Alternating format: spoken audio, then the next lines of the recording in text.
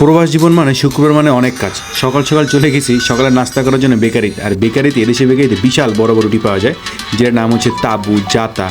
আর আমি নিয়ে নিয়েছি জাতা। জাতা হচ্ছে এখানে রুটির মধ্যে তিল টিল দিয়ে ওরা গরম করে পিজার মতো কেটে দেয়। তো নিয়ে নিয়েছি বাসায়, কারণ সকালে নাস্তা শুক্রবার এটাই খাবো। আর পাশে দুটো আরবিয়ান ছেলে ছিল, ওরা দেখতেছে আমি কী করতেছি, তো ওদেরকে আমি ভিডিওতে নিয়ে নিলাম। সকাল সকাল নাস্তা এদেশে সকাল সকাল ওরা এইসব রুটি রুটি খেয়ে সকাল নাস্তা পূরণ করে। তাই আমি যেহেতু এদেশে প্রায় অলমোস্ট 3 বছর, আমার অভ্যাস হয়ে গেছে। এবং সাথে পেঁয়াজ টিয়াজ যারা অনেক কিছু বাজার করে ফেলছিলেন, যেহেতু শুক্রবার বাজার সদাসে করাই লাগেই। চলে গেলাম বাসায় গিয়ে সস দিয়ে যাতাটা মেরে দিলাম, কারণ সস দিয়ে খেতে আরও টেস্ট লাগে। যারা থাকেন আরব কান্ট্রিতে তারা জানেন এই জাতা কী আসলে ব্যাপারগুলো। তারপর এখন কি কান্নাকাটির পালা, দ্যাটস মিনস এখন পেঁয়াজ কাটার পালা। পেঁয়াজটা আজ কেটে ফেলাম।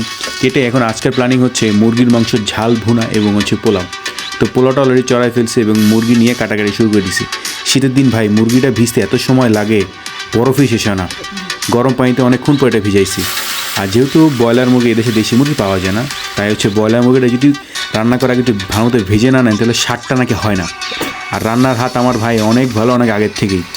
তারপর কি মাংসটা ভালো মতো কষায় নিলাম, কারণ না কষায় নিলে ভালো লাগবে না, ঝাল ঝাল মাংস কষিয়ে বসিয়ে নিলাম। এরপর আর কি সাথে বেগুনও ভেজে ফেলছিলাম কিন্তু ভাই। বেগুন সাথে পোলাও আর মুরগির মাংস কষা, মানে শুক্রবার যদি একটু ভালো মতো না হলে মনই হয় না যে আজকে শুক্রবার। বাঙালি বলে কথা ভাই, আমরা বাঙালি বলে কথা।